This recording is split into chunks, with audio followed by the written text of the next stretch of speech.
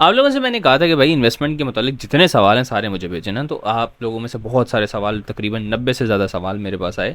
तो अब मैं आहिस्ता आहिस्ता उनका एक एक करके जो है वो जवाब आप लोगों के साथ अपलोड कर रहा हूँ, और इसके साथ साथ जो सवाल हैं उनके मुतालिक आर्टिकल्स भी जो हैं वेबसाइट के ऊपर अवेलेबल हैं, और हर आर्टिकल के साथ वीडियो अटैच होगी, ठीक है, ताकि आपको अच्छे से समझ में आए। तो बाद में भी किसी को अगर कोई सवाल वगैरह हो तो वो इससे बैक थ्रू पीछे जाके देख के तो अच्छे से एक आइडिया ले सके, ठीक है। तो आज अभी का जो सवाल है ना, दैट इज़ के S&P 500 क्या होता है, ठीक है। 4 मंथ्स ऑफ इमरजेंसी फंड है, प्लस नॉन क्रिप्टो पोर्टफोलियो बनाना चाहता हूँ, किस किस्म का बनेगा, ठीक है। वो सारा आपको थोड़ा एक्सप्लेन करता हूँ कि किस तरीके से आप इन्वेस्टमेंट स्टार्ट करेंगे, कौन कौन से आप जो है पोर्टफोलियोज़ बनाएंगे, किस तरीके से डिराइव करेंगे इमरजेंसी फंड, और सारी चीज़ें जो है ना अच्छे से करके समझा दूँगा, ताकि आपको बहुत अच्छे से गाइड मिल जाए by the best of my knowledge, ठीक है। तो चलते हैं वीडियो की तरफ। S&P 500 जो है ना, ये एक इंडेक्स है। जैसे पाकिस्तान के अंदर KSE 100 के बारे में आप सुनते हैं ना, कि पाकिस्तान की 100 बड़ी कंपनियां, जो कि किसी ज़माने में कराची स्टॉक एक्सचेंज होती थी, उसकी 100 बड़ी कंपनियां होती थी, उसके नाम पे ये इंडेक्स चल रहा है, ठीक है। कराची स्टॉक एक्सचेंज 100, यानी कि 100 बड़ी कंपनी, समझ में आ गई। इसी तरह अमेरिका के अंदर एक इंडेक्स है जिसे कहते हैं S&P 500, यानी कि अमेरिका की 500 सबसे बड़ी कंपनीज, ठीक है। तो ये इंडेक्स बेसिकली पाकिस्तान का नहीं है, ये ग्लोबल इंडेक्स एक किस्म का तस्वुर किया जाता है, क्योंकि ये अमेरिका का स्टॉक मार्केट का इंडेक्स है। और दुनिया में सबसे ज़्यादा किसी जगह पे इन्वेस्टमेंट हुई हुई है तो अब अमेरिका की स्टॉक मार्केट है, उसका जो सबसे बड़े इंडेक्स हैं उनमें से टॉप 3 के अंदर S&P 500 आता है। तो जो मैं आप लोगों को व्हाट्सएप के अमूमन शेयर कर रहा होता हूँ ना, S&P 500, वो उसका मकसद ये होता है कि अंदाज़ा हो जाता है कि स्टॉक मार्केट ऑफ अमेरिका कैसी परफॉर्म कर रही है, ठीक है ना, कि उनके वहाँ पे इन्वेस्टर्स का जो कॉन्फिडेंस है वो कैसा है, वो स्टॉक मार्केट में लगा रहे हैं या नहीं लगा रहे। अगर अमेरिका की स्टॉक मार्केट ऊपर जाएगी तो उसका सिंपल इंडिकेशन होता है कि पूरी दुनिया की स्टॉक मार्केट्स अप की तरफ जाती हैं, ऊपर की तरफ जाती हैं, ठीक है। अगर वहाँ का S&P गिरेगा तो पूरी दुनिया की स्टॉक मार्केट्स हैं वो भी आमतौर पर नेगेटिव ही होती हैं। तो यूँ समझें कि grand father of stock market I है S&P 500, सही है। तो इससे आइडिया हो जाता है कि आज की जो हम पोजीशंस लेंगे, जो हमारी स्टॉक मार्केट है, वो कैसा परफॉर्म कर सकती है। तो होपफुली यहाँ पे आपके सवाल का आंसर हो गया हो। अब जो नेक्स्ट सवाल आपने पूछा ना, वो ये कि नॉन क्रिप्टो पोर्टफोलियो बनाना है तो वो कैसा बनेगा, ठीक है। तो सबसे पहले तो ये समझें, जो इन्वेस्टमेंट पोर्टफोलियो होता है ना, वो एक चीज़ का नहीं होता, वो समझे एक गुलदस्ता होता है, ठीक है ना। उसमें आपके पास खजूरें भी होंगी गुलदस्ते में, उसमें जो है आपके पास आम भी पड़ा हुआ होगा, उसमें चीकू भी होगा, उसमें काफ़ी सारी चीज़ें होती हैं ना। अब समझाने का मकसद ये है, ठीक है ना। देखें, हम जो वो गुलदस्ता बनाते हैं ना, वो बनाते हैं अपनी रिस्क एपिटाइट के लिहाज से, ठीक है, कि मैं कितने अरसे तक अपने पैसे को विदाउट टच किए रह सकता हूँ। अब आपने ये चीज़ डिसाइड कर ली कि भाई मैंने इन्वेस्टमेंट स्टार्ट करनी है, मैंने अपनी इन्वेस्टमेंट का पोर्टफोलियो बिल्ड करना है, तो उसका जो पहला स्टेप होगा ना, वो होगा आपका इमरजेंसी फंड या बफर बनाना, ठीक है। जो इमरजेंसी फंड होता है, ये बुनियादी तौर पे आपको, आपकी अखराजात को और आपकी इन्वेस्टमेंट के दरमियान ब्रिज होता है, ठीक है ना। अब मिसाल है, जैसे आजकल के दौर की हम ले लेते हैं कि अचानक से जैसे आपको अनप्रेसिडेंटेड किस्म की एक अचानक से जंग छिड़ गई, जिसकी वजह से क्या हुआ, बहुत से लोगों की सेविंग्स इरोड होना शुरू हो गई, अखराजात बढ़ गए। तो होता क्या है कि आप अपनी इन्वेस्टमेंट स्टार्ट करने से पहले ना 4 to 6 मंथ्स का क्या करते हो, अपना हिसाब लगाते हो कि मैं अगर 1 रुपया भी नहीं कमाता तो मैं 4 या 5 महीने कितने पैसों में सर्वाइव कर सकूंगा, ठीक है। और वो पैसे आप अलग करके सेव करके एक छोटे सेविंग अकाउंट में रख देते हो, जब ज़रूरत पड़ेगी तो आप उससे निकालोगे, ठीक है। ये क्या करता है, ये आपको बचाता है कि आपकी जो इन्वेस्टमेंट्स होती हैं ना, जब बुरे हालात होते हैं तो समटाइम्स क्या होता है, इन्वेस्टमेंट्स नेगेटिव में चली जाती हैं, गिर जाती हैं।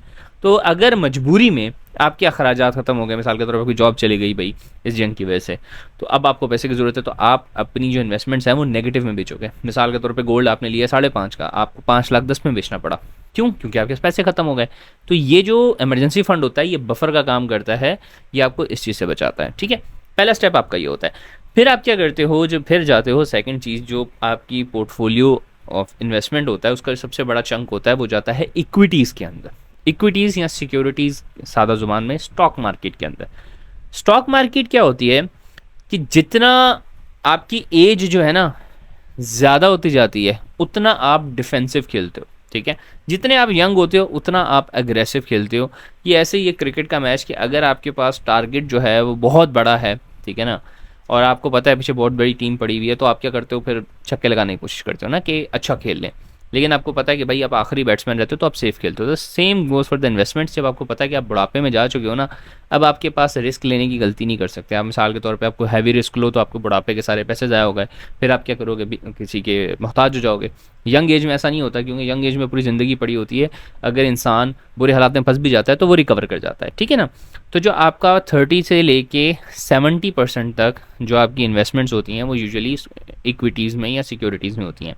उसमें भी जो सेफ खेलने वाली चीज़ है ना, या जिसको ज़्यादा मतलब नहीं इल्म कि कैसे करना है क्या करना है, उसके लिए सिंपल सा फॉर्मूला ये है कि भाई 50% ऑफ योर पोर्टफोलियो के जो इन्वेस्टमेंट्स है ना वो आपने डालनी है ब्लू चिप स्टॉक्स के अंदर, अगर आप खुद डायरेक्टली स्टॉक मार्केट में जा रहे हो।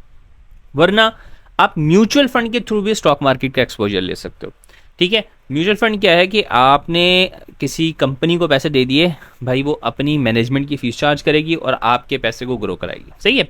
अब उसमें लॉस हो या प्रॉफिट हो वो अपनी फीस चार्ज करती रहती है, दैट्स द म्यूचुअल फंड, ठीक है ना। उसमें एक फंड मैनेजर होता है जिसके पास पैसे जमा कराते हो, वो अपनी फीस काट रहा होता है। फिर दूसरा तरीका जो होता है, जो मुझे पसंद है, दैट इज़ कि आप ब्लू चिप कंपनी में खुद स्टॉक मार्केट का अकाउंट खुलवाओ किसी स्टॉक ब्रोकर के पास, और खुद से जाकर तो आप स्टॉक्स खरीदो, ब्लू चिप स्टॉक्स खरीदो। 5 डिफरेंट सेक्टर्स पसंद करो, उसमें जो सबसे बड़ी बड़ी कंपनीज़ हैं उसके अंदर पैसे डालना शुरू हो जाओ। उससे क्या होता है कि जो आपको एक्स्ट्रा पैसे दे रहे होते हैं ना मैनेजर के, ठीक है ना, वो कट जाते हैं। दूसरा, जो स्टॉक मार्केट होती है, जब आप डायरेक्टली घुसते हो तो यस आपका एक्सपोजर, आपका रिस्क बढ़ जाता है, लेकिन फिर आपका रिस्क टू रिवार्ड भी उसी लेवल का हो जाता है, ठीक है। जब आप खुद कर रहे हो ना तो बस ये होता है कि अपने आप को काबू में रखना, एक्स्ट्रा एक्टिविटीज़ ना करना, रिस्की चीज़ों में ना मस्ती करना, ये सबसे मुश्किल काम होता है। इसीलिए ज़्यादातर लोग म्यूचुअल फंड में ज़्यादा सक्सेसफुल रहते हैं, क्योंकि वो उनके पास ये ऑप्शन ही नहीं होता करने का, ये गलती करें।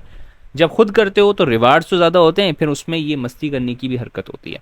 तो ठीक है, अगर आप खुद को रोक सकते हो तो स्टॉक मार्केट में खुद जाके इन्वेस्ट करना इज़ अ बेटर ऑप्शन। अगर आप ज़्यादा खुद को नहीं रोक सकते तो गो फॉर म्यूचुअल फंड्स, और उसमें हर महीने कुछ ना कुछ पैसे अमाउंट इन्वेस्ट करते जाओ, और अपनी जो इन्वेस्टमेंट पोर्टफोलियो है उसमें 30 टू लेके 70% तक आप अपनी जो इन्वेस्टमेंट्स होती हैं वो सिक्योरिटीज़ या सादा ज़ुबान में जो स्टॉक मार्केट होती है उसमें जाते हो। चाहे आप डायरेक्टली स्टॉक्स खरीदो या चाहे आप म्यूचुअल फंड के थ्रू खरीदो। इसके बाद 5 to 10% यूजुअली होता है कि आप गोल्ड लेते हो, ठीक है ना, या कमोडिटीज़ लेते हो, इन अदर सेंस के मेटल्स ले लेते हो, जो आपको एक जो है ना एक हेज प्रोवाइड करते हैं, इन अ सेंस के वो आपके बुरे वक्त के साथ ही। तो समटाइम ऐसा होता है कि स्टॉक मार्केट गिरी होती है, कुछ भी गिरा होता है, तो वो जो गोल्ड होता है, ठीक है, वो आपको एक इन्फ्लेशन से हेज भी दे रहा होता है, एक सॉलिड कैश पड़ा हुआ होता है। कभी भी मसला हो तो गोल्ड हमेशा बिक जाएगा, कभी भी ऐसा नहीं होगा कि गोल्ड नहीं बिक रहा। तो वो एक आपको बेहतरीन वो प्रोवाइड कर देता है, ठीक है ना, इमरजेंसी फंड सॉर्ट ऑफ, कि जब आपको बहुत बड़े मसला हो तो आप अपना गोल्ड निकाल सकते हो, सही है। और प्लस वो ग्रो भी करता रहता है तो इन्फ्लेशन से बचाव भी कराता है। फिर होता है कि लाजमी 5 से 10% जो है ना वो आप फिक्स इनकम्स में डालते हो, ठीक है। फिक्स इनकम से मुराद क्या होता है कि आप गवर्नमेंट की टी बिल्स में डाल देते हो, ठीक है, डिफेंस बॉन्ड्स में डाल देते हो, जहाँ पे फिक्स परसेंटेज या फिक्स परसेंटेज के हिसाब से प्रॉफिट मिल रहा होता है, ठीक है। आप एफडी करा सकते हो उसमें, ठीक है ना, आप टी बिल्स ले सकते हो, जैसे गवर्नमेंट को 1 साल के फिक्स के ऊपर आपने लोन दे दिया, ठीक है ना। अब जैसे कि स्टॉक मार्केट नेगेटिव भी परफॉर्म कर रही है, आप थोड़ी परसेंटेज पे भी कमा रहे हो, लेकिन आप कमा रहे हो, ये जो है ना मनी मार्केट्स भी कहलाती हैं। तो अब ये भी कर सकते हो, लेकिन इसमें कुछ लोगों को इस्लामिक प्रॉब्लम आता है, तो उसमें एक सुकूक का ऑप्शन होता है, वो आप कर सकते हो, ठीक है ना। तो ये आपका पोर्टफोलियो का जो है ना स्ट्रक्चर होता है। हाँ, अगर आपके पास इसके बावजूद बहुत बड़ी हैंडसम अमाउंट है तो आप प्रॉपर्टी की तरफ भी ले सकते हो, एक्सपोजर ले सकते हो, ठीक है। अलबत्ता मेजॉरिटी लोगों का जो पोर्टफोलियो होता है वो इसी के अंदर बन रहा होता है। और वन थिंग जो मैं एक्स्ट्रा अपनी तरफ से ऐड ऑन करता हूँ, वो मैंने देखा ज़्यादातर लोग जो फाइनेंशियल एडवाइजर्स हैं वो नहीं कहते, वो दैट इज़ कि लाइफ इंश्योरेंस लाजमी होनी चाहिए, ठीक है। और मेरा ये होता है कि 2 to 3% of your portfolio should be the life insurance. ये आपका डैमेज कंट्रोल होता है, इन केस अगर आपको कुछ हो जाए तो आपके पीछे फैमिली को सपोर्ट प्रोवाइड कर रहा होता है, ठीक है। उसके लिए मैं स्टेट लाइफ का रेकमेंड करता हूँ, बाकी मुझे बता दीजिएगा अगर आपको खुलवाना हो तो किस तरीके से खुलेगा, मैं आपको बंदा प्रोवाइड कर दूंगा, ठीक है। तो होपफुली आपको थोड़ा बहुत आइडिया हो गया हो कि आपका जो इन्वेस्टमेंट्स का पूरा सिस्टम है वो कैसा होता है, ठीक है। और यस, अब नेक्स्ट सवाल आपका जो आना चाहिए जिनमें वो ये कि हम S&P 500 में इन्वेस्ट कर सकते हैं, जो हम स्टॉक मार्केट का अपना 30 to 70% ऑफ आवर पोर्टफोलियो जो हम इन्वेस्ट करने वाले हैं स्टॉक मार्केट में, तो क्यों ना हम जो दुनिया की बड़ी stock market, international stock market, तो उसमें कर दें। तो भाई मजबूरी ये है कि पाकिस्तान के अंदर रहते हुए कोई अच्छा और रिलायबल मेथड नहीं है जिसके अंदर के थ्रू आप S&P 500 में इन्वेस्ट कर सको। कुछ कंपनीज क्लेम करती हैं कि वो आपको इनडायरेक्ट एक्सपोजर दे रही हैं, लेकिन आई वुड से कि उनसे थोड़ा अवॉइड किया जाए। हमारी अपनी स्टॉक मार्केट बहुत अच्छी है, ठीक है ना। तो अगर आप एवरेज निकाल के देखेंगे ना हमारी स्टॉक मार्केट का, तो अगर आपको नज़र आएगा तकरीबन 20% से ऊपर की ग्रोथ दिखाई है। तो अगर आप 9% की इन्फ्लेशन हटा भी देते हैं ना, तो भी आपको एक अच्छा जो है ना ग्रोथ दिखाई है हमारी स्टॉक मार्केट में ओवरऑल एवरेज के अंदर, ठीक है। तो अगर फिर भी कुछ सवाल हैं आपके तो कमेंट कर सकते हैं, ईमेल कर सकते हैं, ठीक है। दूसरा व्हाट्सएप का मैंने चैनल होगा वो फॉलो कर लीजिएगा, उससे ये होगा मैं आप डायरेक्टली कनेक्टेड रहते हैं। प्लस जो भी सवाल आपके जहन में होगा मेजोरिटी मैंने अपनी वेबसाइट के ऊपर आंसर किए हुए होंगे, वो जाएंगे ढूंढने की थोड़ी सी मेहनत करेंगे, आपको मिल जाएगा। दूसरा एक चीज़ और कि मेरे सोशल हैंडल्स को फॉलो कर लीजिएगा, दैट्स ऑल, ठीक है। और फिर भी क्वेश्चन है तो you can comment down, I will get back to you.